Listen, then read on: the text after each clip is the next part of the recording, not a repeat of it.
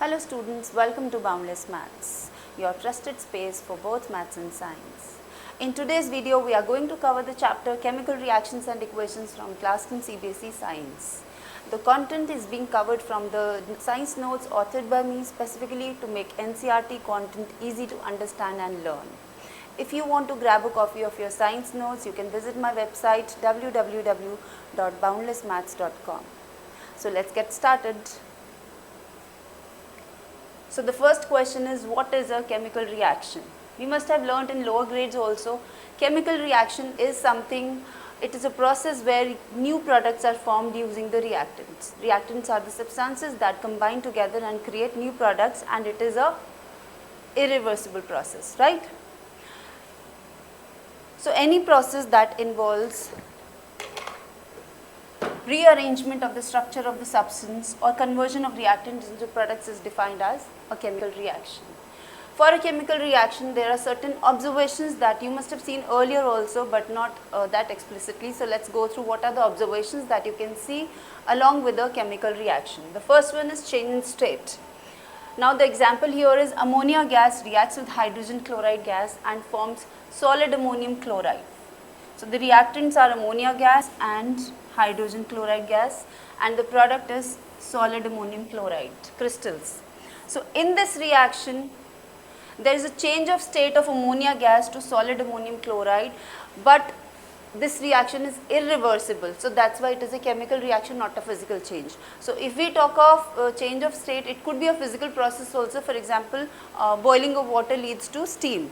So that does not mean it is a chemical change because there is a state change. So in this case, there is a state change, a new product is being formed and it is irreversible. So that's why it is a chemical reaction. Next is change in color. Rusting of iron. You must have seen iron articles getting rusted with a reddish brown kind of coating on them when they get rusted, right? So that is a chemical reaction which is again irreversible. So what is the observation? Change in color. Next is rusting of copper. Now when copper gets rusted, it creates a black coating on itself, and that is because of the formation of copper oxide. Again you can see that black layer, that is called a chemical reaction where you see a change in the color. Next is change in temperature. Now there are two types of reactions, exothermic reactions and endothermic reactions. Exothermic reactions, they involve release of energy. Exo means exit. So energy is exiting. So these release energy maybe in the form of heat, maybe in the form of light, but somehow energy is being released. Now in endothermic reactions, energy is absorbed. One of the most common examples of endothermic reactions is the photosynthesis reaction that takes place in plants and makes food. So in this process, CO2 and water combine together in the presence of sunlight and chlorophyll to make C6H12O6, that is glucose, and oxygen is released. Another reaction is breaking down of calcium carbonate. Again, heat is being absorbed and the products are calcium oxide and carbon dioxide. How do you test the presence of carbon dioxide? You must have done in lower grades also. It turns lime water milky, and it is also used in fire extinguishers. So these are the two properties of carbon dioxide that helps you to identify which kind of gas is being evolved, right? Now in this reaction, amount of heat is being absorbed. In the photosynthesis reaction, light energy is being absorbed. Now let's look at exothermic reactions. Digestion is a very common example of exothermic or respiration. So in this process, glucose is broken down to carbon dioxide and water, and energy is released. So there is release of energy rather than absorbing energy. Next is burning of natural gas. Whenever we talk of burning, we write the reactant along with O2. Plus O2 means burning. So burning of natural gas. This is the formula for methane. So methane is one of the major components of natural gas. So the reaction is CH4 plus O2 gives CO2, water and heat. So again heat is being given out. So it is an exothermic reaction. Another reaction or another example for exothermic reactions is decomposition of vegetable matter into compost. Now why this is exothermic? Because the organic matter has lots of bonds between the carbon, hydrogen, oxygen atoms and molecules bound together to make that food or that organic substance. So when decomposition of this vegetable matter happens, these bonds get broken down and energy is released. So vegetable matter getting converted into compost is an exothermic reaction, right? So I hope the endothermic and exothermic reactions are clear. So this is one of the observations when a chemical reaction happens, that is change in temperature, right? Coming to the next one, next is evolution of any gas.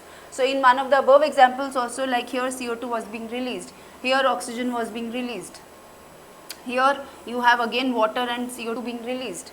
So there are chemical reactions that involve the release of certain gases. And how do we know which gas is being released? There are certain tests that we can perform to test the type of gas. For example, now when you add zinc granules to any acid, maybe H2SO4, maybe HCl or maybe HNO3, any acid, then a salt is being formed of the zinc and hydrogen gas is released. Now how do we test the presence of hydrogen gas is that if you bring a burning substance near it, it burns with a pop sound. So heat is also evolved here. So this is also an exothermic reaction that involves evolution of gas also and liberation of heat also. Next is formation of precipitate.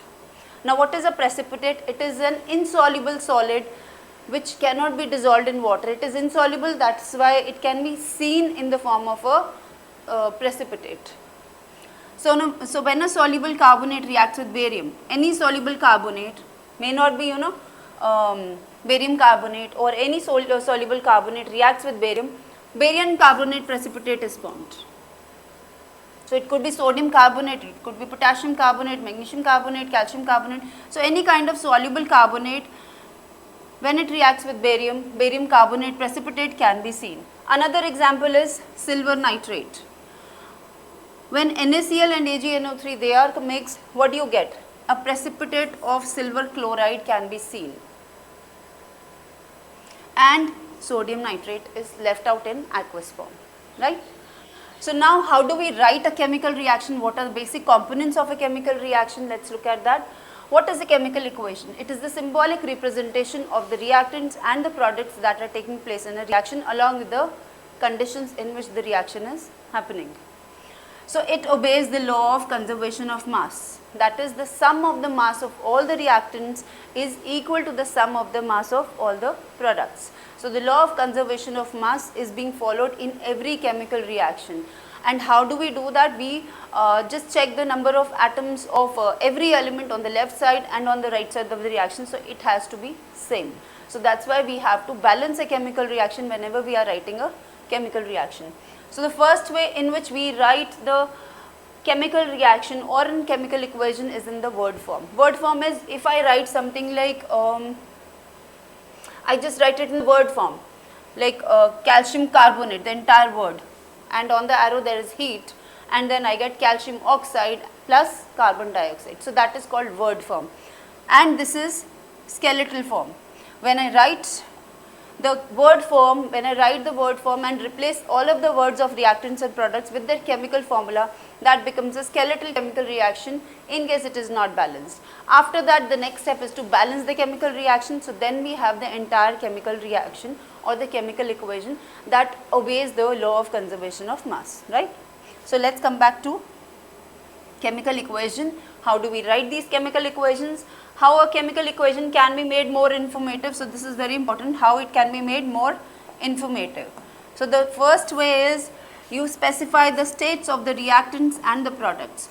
S is used for solid, L for liquid, G for gas, and AQ is aqueous. Aqueous means dissolved in water. So these are the different states of the reactants and the products that can be shown in a chemical reaction. You can even use a down arrow for showing a precipitate or an up arrow for showing evolution of gas. Next is the reaction conditions. Like we have seen in the reaction for photosynthesis, above and below the arrow the condition of the process have been mentioned, that is sunlight and chlorophyll. So this reaction will take place in the presence of sunlight and chlorophyll. So these conditions need to be specified above and below the arrow. So these are the conditions, reaction conditions. It could include temperature, pressure, or the presence of certain catalysts. Now let's take an example of this reaction. Fe plus H2O gives Fe3O4 plus H2. How can you make this information more make this reaction more informative by specifying the states of both the reactants and the products. Next thing is you need to balance out this reaction to obey the law of conservation of mass. How do we balance a chemical reaction? So in this example, if I write the amount of atoms or the number of atoms on both the left and right side of each element, this is what I get. The elements are iron, hydrogen and oxygen. So there are 3 elements on the left side and same 3 elements on the right side. Number of iron atoms on the left side is 1, on the right side it is 3. Hydrogen, it is 2 on the left side and it is again 2 on the right side. So hydrogen is already balanced. Oxygen, it is just 1 here and there are 4 atoms of oxygen on the right side. So how do we start balancing a chemical equation? Hydrogen is already balanced, so let's look at oxygen. If I make it 4 somehow on the left side, oxygen will get balanced. So if I put a 4 here, oxygen is balanced, but because hydrogen is also there along with oxygen, so hydrogen got impacted. Now hydrogen is 8. So it is now 8 here, so that means this also needs to be changed to 8. So that means you put a 4 here to make it 8. Next, iron. How do I balance iron? On the left side, if I multiply this by 3, I get 3 atoms of iron on the left side. Now this is the final balanced chemical reaction along with the states of reactants and products and the number of molecules of each of the reactants and the number of molecules in each of the products. Right? Okay, now let's come to the main part of this chapter, that is the different types of chemical reactions, their examples, chemical equations involved and how do we learn them. So in this chapter we are going to talk about different types of chemical reactions, that is combination reaction, decomposition reaction, displacement reaction, double displacement reaction and we have redox reactions. So we are going to talk about these 5 types of chemical reactions in this chapter. To start with combination reaction. Now as the word tells you, combination means combining 2 or more things to get one product. So in reactions where you have 2 reactants or even more reactants but you are getting just one single product, that is a combination reaction. So here we have 2 or more reactants giving you just one product. For example, the first reaction is calcium oxide. When water is added to this, you get calcium hydroxide and heat is liberated. So this is an exothermic reaction and a combination reaction because just one product is being formed. Now in this reaction, CaO, calcium oxide, is called quicklime. So just remember, it is a very quick formula to remember calcium oxide, very quick, CaO. And when you add water to this, you get, and when you add water to this, what do you get? Calcium hydroxide. So it is CaO plus H2O gives you CaOH twice, right? It is written here but I have written purposely here, let's see why. Now this is called quicklime, very quick formula to remember, and this is called slake lime, CaOH twice. So this is calcium hydroxide and this is called slake lime. So you need to remember these common names also and chemical names also for some of the compounds that we are going to cover in this chapter. Next reaction, that is a combination reaction, is burning of coal. Again, burning means plus O2. So burning of coal, C plus O2 gives CO2. This is a combination reaction because just one product is being formed. Next is formation of water. H2 plus O2 gives H2O, again one product. H2 plus Cl2, again one product, HCl, hydrochloric acid. 3H2 plus N2 gives, what is this? Ammonia. Don't confuse it with ammonium ion, it is NH3. Ammonium ion is NH4 plus. This is an ion. This is ammonia NH3. So again, this is a combination reaction as only one product is being formed. So I hope you understood what is a combination reaction. When 2 reactants combine to give you just one product, that is called a combination reaction. Now let's come to decomposition reaction.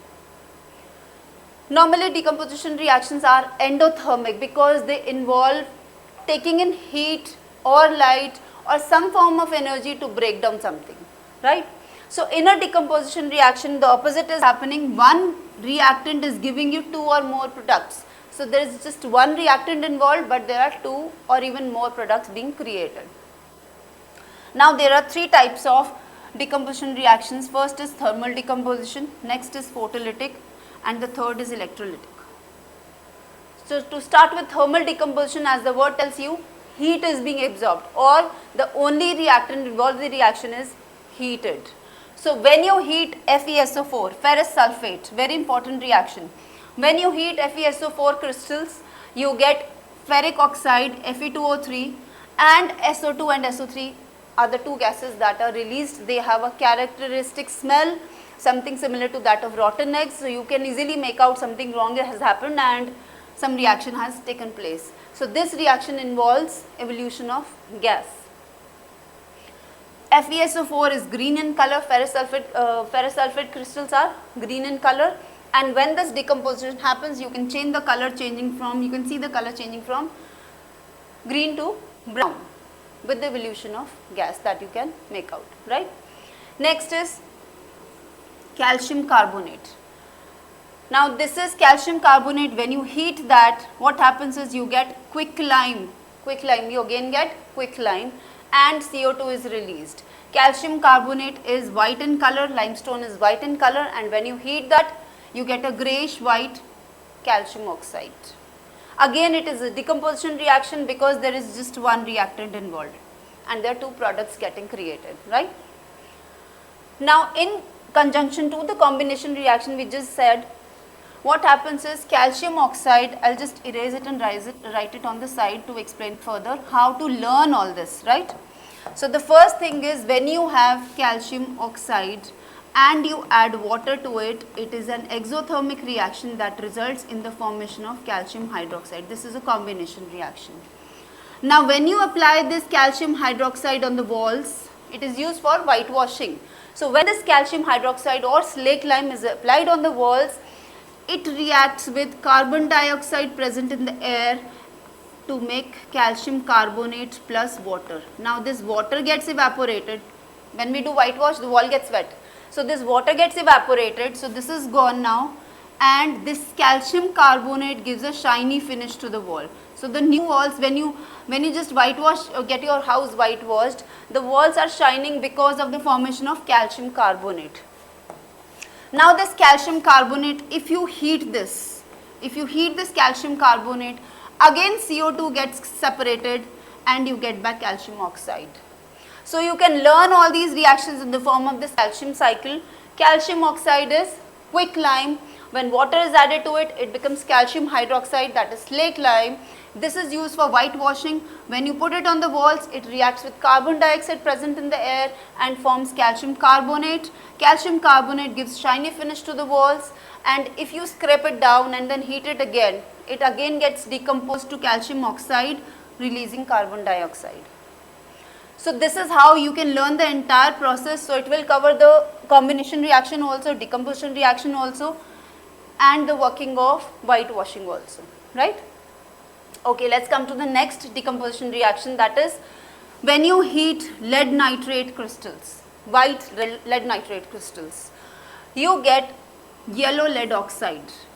In all these reactions, these color changes are very important. You need to understand and learn the color changes that are happening in these reactions. So lead nitrate gets decomposed to lead oxide, and brown fumes of nitrogen dioxide can be seen along with evolution of oxygen. So what is the observation here? There are two observations. The color of lead nitrate changes from white to yellow, and brown fumes are also seen. So there are two observations. So when we talk of any chemical reaction, the focus should be on what you see, what are the observations. On the first page we talked about different observations, and in any chemical reaction there can be two or even more observations that may happen. So in this reaction you see the change in the color of the crystals also, and evolution of brown fumes of nitrogen dioxide also. Next type of decomposition reaction is photolytic decomposition. Photolytic means light. So when we place silver chloride or silver bromide in the presence of sunlight, in a china dish, if you keep them exposed in sunlight, after some time they turn grey because chlorine and bromine, they get liberated. So this is a decomposition reaction, again one reactant creating more than one products. This reaction, silver chloride getting decomposed to silver and chlorine, this was earlier used in black and white photography. So you might get a question, which kind of reaction was used in earlier days for black and white photography. So it is silver chloride getting decomposed to silver and chlorine in the presence of sunlight, right? Now the last kind of electrolytic decomposition reaction, electrolytic, as the word tells you, when electric current is passed through something, a chemical reaction would take place or a decomposition reaction would take place. Now what is the decomposition? When electricity is passed through water, it decomposes to give hydrogen gas and oxygen gas. You must have seen the setup in your NCERT textbook also for this reaction, for this activity, how electrolytic decomposition is carried out. So let's just have a look at the diagram given in your NCERT textbook. This is photolytic decomposition of silver chloride and the next is electrolytic decomposition. Here we have electrolytic decomposition of water. Now what happens is, you add a few drops of dilute sulfuric acid to this solution or to water when it is being electrolyzed. Why you add these sulfuric acid drops? To make the water conducting, because when you take distilled water, it is a non-conductor. It will not conduct electricity. But if a very small amount of any acid or base or a salt is added to it, it becomes conducting because of the formation of ions. So a very small amount or very few drops, little amount of sulfuric acid is added to water to make it conducting. Now in this setup, what is happening is, oxygen is evolving at the anode and hydrogen is getting evolved at the cathode, right? And what is the reaction that is taking place? H2O is getting broken down to H2 and O2. Is this enough? Yes, no, not. It is not enough. So how do we make it balanced? H2, H2 and oxygen, so we balance oxygen. When you balance oxygen, the hydrogen get disbalanced, so again you balance hydrogen also. Now it is the balanced reaction. Now the question here is, what is the ratio of the amount of hydrogen and the amount of oxygen produced during electrolytic decomposition of water? In this reaction, balanced equation, as you can see, 2 molecules of hydrogen and 1 molecule of oxygen is being released. So if you look at the experimental setup also, here the amount of space in this test tube is twice the amount of space here. So that means the amount of hydrogen released is double the amount of oxygen, because the balanced chemical equation has 2 molecules of hydrogen on the right side and just 1 molecule of oxygen. So if you get a reasoning question, please do write this complete balanced chemical reaction and then explain why it is 2:1. So the ratio of hydrogen to oxygen is 2:1. Don't write ratio of oxygen to hydrogen. It is hydrogen first and then oxygen, and the ratio is 2:1. Why it is 2:1? Because in a balanced chemical reaction, there are 2 molecules of hydrogen and just 1 molecule of oxygen, right? So let's come back to types of chemical reactions. Now the next kind of chemical reaction we are going to talk about is displacement reaction. What is a displacement reaction? Displacement. The word says, you are moving something from the place, displacing something from the original location or the original placement. So in this reaction, when any element is added to a compound, what is added? One element is added to a compound. This element displaces one of these ions and makes a new compound, and one of the components of the reactants is displaced. So this B is displaced from its place and A takes its place to make AC. So what are the examples? The first one is refining of silver. Now this word is somewhere hidden in your chapter in your NCERT textbook. So you should know what is refining of silver and what reaction is taking place when refining of silver is being done. At times, you know, you get a question on this and children say, you know, refining was not part of the chapter. Why this question? But refining of silver is a displacement reaction which is mentioned in this chapter in your textbook. So this is a very important reaction. Silver nitrate, when you add copper to it, copper nitrate and silver is formed. So silver is being displaced from silver nitrate. You get only silver and copper combines with the nitrate ion making copper nitrate. So this is a displacement reaction. Let's look at some more examples for displacement. When iron is added to copper sulfate. Now in most of the reactions you would see salts of copper being used and one or more of the metals is being added to copper sulfate. Why? Because copper sulfate has a very characteristic blue color that can be seen easily, and the color change can be observed very easily in such reactions. Next, copper is a lesser reactive element.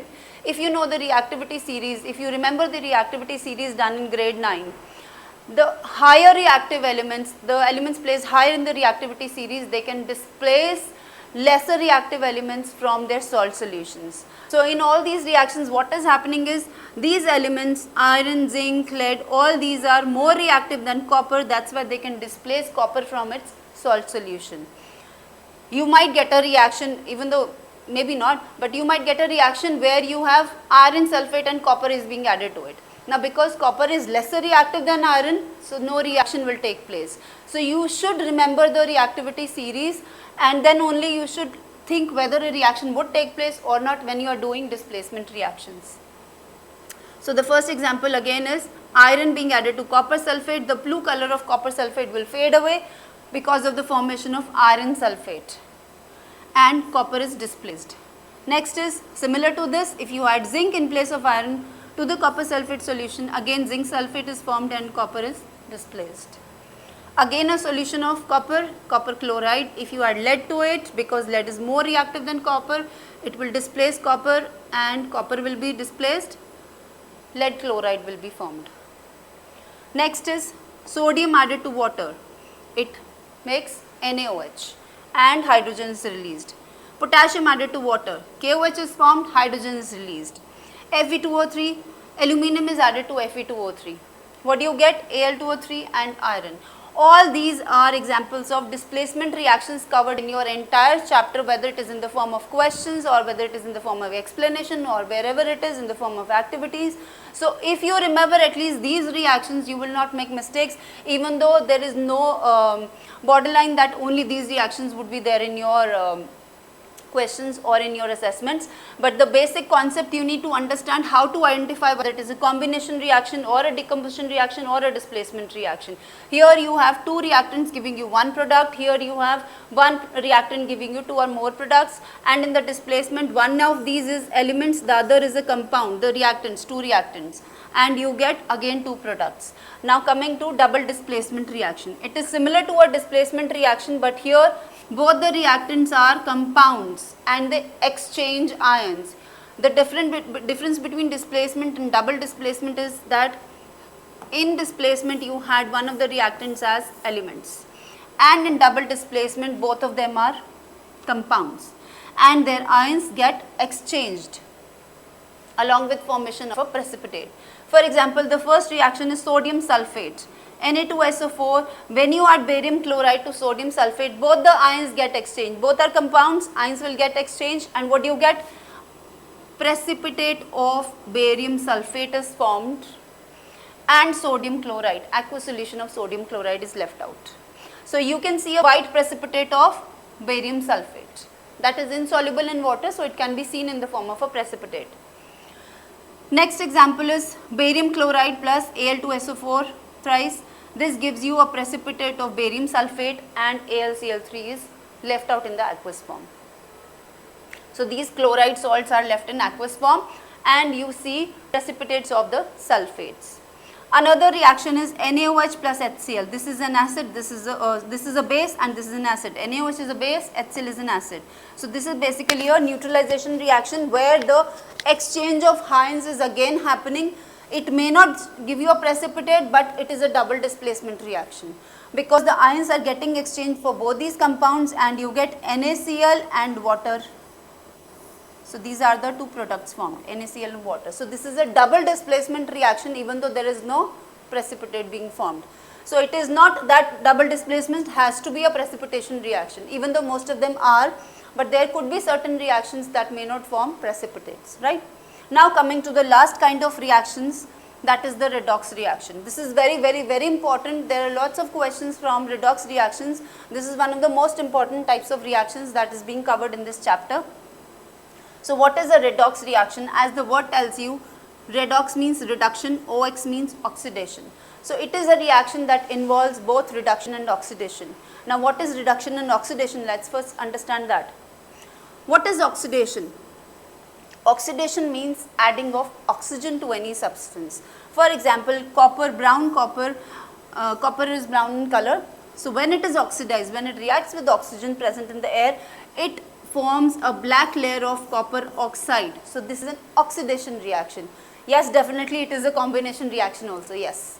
So for a reaction, it might happen that you come across or something comes to your mind, you know, it is an exothermic reaction also, it is a combination reaction also, it is an endothermic also, and it is a decomposition reaction also. So it's okay. A reaction might involve different combinations. So this is definitely a combination reaction. In addition to that, it is an oxidation reaction that involves combining oxygen. So what is oxidation? The word oxidation means addition of oxygen. This is we have understood, right? Now what is reduction? Reduction is opposite of oxidation. When we add oxygen, it is oxidation. When oxygen is removed, it is called reduction. For example, this black coating of copper oxide, if you bring hydrogen gas near to it, what is going to happen is, and then you heat it. Black copper oxide heated in the presence of hydrogen gas, what is going to happen is copper will get cleaned and it will again become brown, and hydrogen water will go away in the form of steam. So this is how you can clean copper utensils also. What is happening here in this reaction is copper oxide, which was black in color, it got reduced to form copper. Reduced means this oxygen has been taken away. Oxygen is gone now and you get only brown copper, right? So this is a reduction reaction. What kind of reaction is this? This is a reduction reaction. So that means reduction means, what is the meaning of reduction? Reduction means removal of oxygen. Oxidation means addition of oxygen, right? Now all the reactions may not just involve addition or removal of oxygen. There might be certain reactions that involve addition or removal of hydrogen also. So it is oxidation is addition of oxygen or removal of hydrogen also is called oxidation. Reduction is removal of oxidation or addition of hydrogen is also called reduction. Again one more condition, removal of electrons from a compound is also oxidation, but addition of electrons to a compound is reduction. So you need to learn all the three conditions: addition of oxygen, removal of hydrogen, removal of electrons from a compound. All these three conditions happening in any reaction, they are oxidation. And if there is removal of oxygen or addition of hydrogen or addition of electrons to a compound, all the three conditions, they would be referred to as reduction. Now there are two more very important words here, reducing agent and an oxidizing agent. Let's look at another reaction, redox reaction. Zinc oxide plus copper gives you Zn and CO. In a reaction where you have oxidation also, reduction also, both the things happening, this is called a redox reaction. So this is a redox reaction, addition of copper to zinc oxide. What will happen is zinc oxide, because it is giving away oxygen, it will get reduced to form zinc. It has become smaller in size, reduced in size. So that's why it is reduction. zinc oxide is getting reduced to form zinc, and what is happening to carbon? It is capturing that oxygen and getting oxidized to form carbon monoxide, right? So because oxygen has been added to carbon to make carbon monoxide, this is oxidation. Oxygen has been removed from zinc oxide, this is reduction. Now what is the reducing agent? What is causing the other substance to get reduced? Carbon is causing zinc oxide to get reduced. Listen very carefully, this is very important. Carbon is causing the reduction of zinc oxide, that's why carbon here is the reducing agent, because it is causing the reduction of another substance. Zinc oxide is giving oxygen to carbon, so this is an oxidizing agent, that is oxidizing another substance in the reaction, right? So zinc oxide is oxidizing agent and carbon is reducing agent, right? So these two words are very important in any reaction. You might be given a question where you have to identify the reducing agent or the oxidizing agent. Another thing to remember is it is always the reactants, one of the reactants, that is the oxidizing agent or the reducing agent. Don't write any of the options from the products being formed that zinc is the oxidizing agent or maybe carbon monoxide is the oxidizing agent. So it is always the reactants. From the reactants you have to find out which is the oxidizing agent and which is the reducing agent. From the reactants you have to find out what is being reduced, what is being oxidized. In this reaction, zinc oxide is being reduced, carbon is being oxidized. Now the question might even ask you, zinc oxide is being reduced to form what? Zinc. It is evident from this reaction, very easily you can make out. Now let's look at another reaction. This is one of the most important reactions from redox reactions. This is one of the most important reactions that you should know. Again I am repeating this reaction. MnO2 plus HCl gives MnCl2 plus water plus Cl2. Now here also manganese, Mn is for manganese, not magnesium. Magnesium is Mg, Mn is manganese. Manganese oxide is being reduced to MnCl2 because it is giving away oxygen. We understand giving away oxygen is reduction. So manganese oxide is getting reduced. Now HCl is getting oxidized. This is the oxidizing agent because it is giving oxygen to somebody else.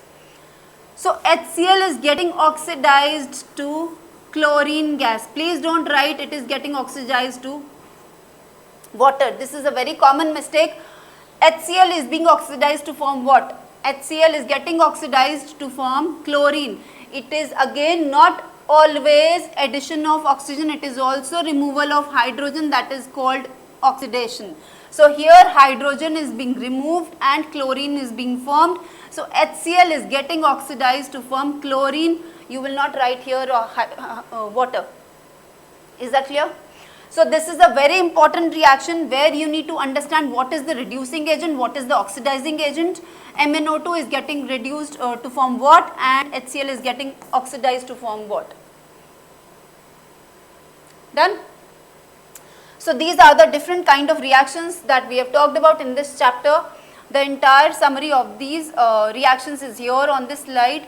If you want these notes for yourself, you can check my website www.boundlessmaths.com.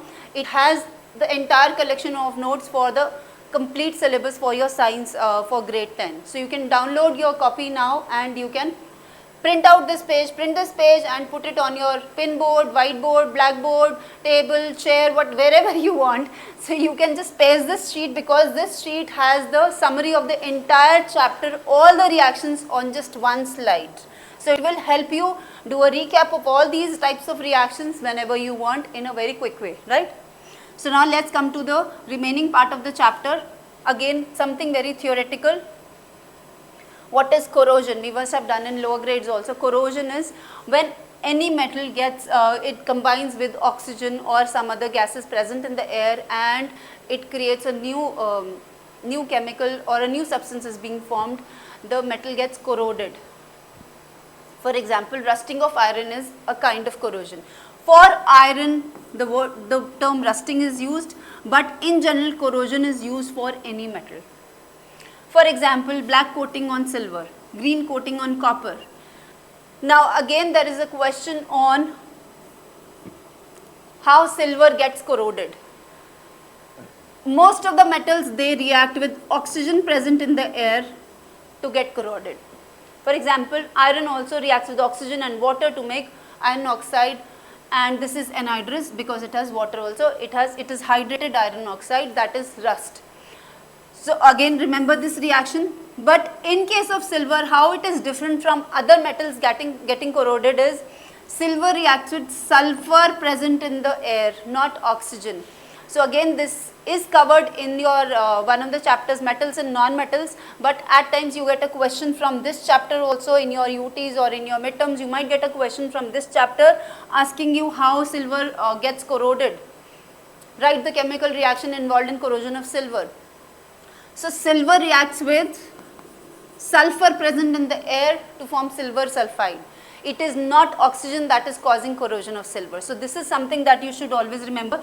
Other metals, they get corroded because of the presence of oxygen. Now what is rancidity? Corrosion is something you must have done in lower grades also. Rancidity is a new term. When the foods containing fats and oils, they are exposed to air, then oxidation of fats and oil takes place and the taste and smell of the food changes. This is called rancidity. So you must have seen, when you make French fries or you pack it in your tiffin, because there is some air in your tiffin also, and you take it to school, or when you are traveling you carry French fries. After a while the taste and smell of French fries is not good enough to be eaten. Why? Because of rancidity. Fats and oils, they get oxidized in presence of air and the food doesn't taste well after that. So what are the methods to prevent rancidity? First is to store cooking oils away from direct sunlight, that is in airtight containers. Second is packaging materials with nitrogen. You must have seen packets of chips, Uncle Chips, Lays. So many types of chips in the market today, right? So all these packets, they are first flushed with nitrogen and the chips are put into it and they are sealed immediately. So it is not the entire air or all the gases present in the air present in the packet of chips you have. It is only nitrogen. Now because nitrogen is a stable inert gas, it does not make your food taste bad after a while. So these chips bags, they are flushed with nitrogen to prevent rancidity. Next, food should be placed at low temperature. Now there are certain fried foods that you get in market, they are frozen foods. They are kept in freezers, they are kept at low temperature to prevent rancidity. Again, there are certain antioxidants that can be added to the food to prevent rancidity, that is butylated hydroxyanisole, BHA, and the second one is butylated hydroxytoluene, BHT. So these are two important antioxidants that can prevent rancidity, right? And the last is minimize the use of salt in fried foods. So they might not even taste well if you minimize salt. So it's okay to add salt whatever is needed, but definitely you need to take care of rancidity in fried and oily foods. So that's why we should prefer to eat them fresh only, right? Next is, what is the significance of oxidation reduction reactions in our real life?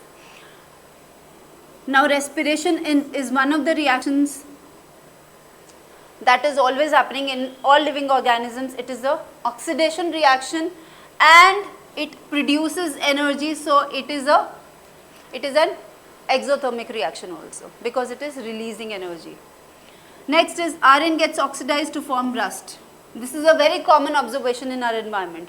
So this section basically is telling you what are the common observations in everyday life, or photosynthesis is one of the reactions. Most of the metals, they react with atmospheric oxygen and lead to the formation of a layer of metal on the metal article. So the metal gets corroded in the long run. So if you are asked to write the significance of redox reactions in everyday life, you can write any of these 2-3 points in your answer. Rusting of iron can be prevented by galvanization. Again, you must have done in lower grades what is galvanization. Creating a coating of zinc over iron articles to prevent corrosion is called galvanization, right? So this is the significance of oxidation reduction reactions in everyday life. Now there are some small important points. Magnesium gets covered. The first activity of this reaction, burning of magnesium ribbon. So why do we clean that magnesium ribbon before burning it? Because there is a layer of magnesium oxide that might have got created on that magnesium ribbon if kept for a long time. So I've just covered the theoretical part of this chapter, what all is there and how do you learn it. In my next video, I'm going to cover the activities only from this chapter, all the activities from this chapter, what are the reactions involved and what are the observations for each of these activities. So if you like this video and you found it helpful, please do like the video and subscribe to the channel Boundless Maths so that you keep getting notifications for latest videos that are being uploaded there. So the next video is going to talk about the various activities that are there in this chapter in your NCERT textbook, what is the observation and what are the reactions involved for each of them, right? And if you want your copy of science notes, again I'm repeating, you can visit my website www.boundlessmaths.com and get your copy now, right? So till then, keep learning, keep growing.